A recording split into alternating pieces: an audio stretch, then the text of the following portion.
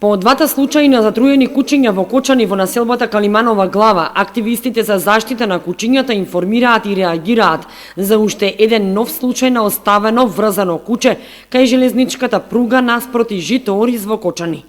Канал 8 го регистрираше умреното куче кое што е врзано и оставено да умре од глад и жет.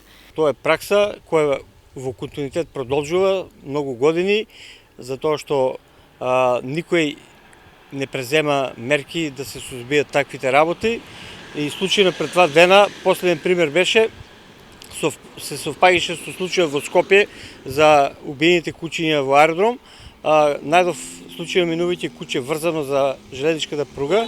Умрено куче кое беше врзано, очигледно било живо, оставено таму без вода, без храна и кое е починато и во процес на распаѓање по долго време.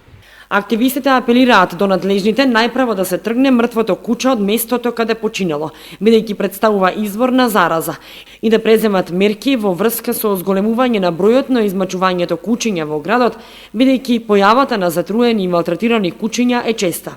Неодамна Канал 8 регистрираше и други кучиња скитници кои мртви лежеа на разни делови од градот, а неколку пати регистрираше и други измачувања на кучиња кај зградите кај Панагюрот, а за што реагираше и Сдруженијето за заштита на животните Втора шанса од Кочани.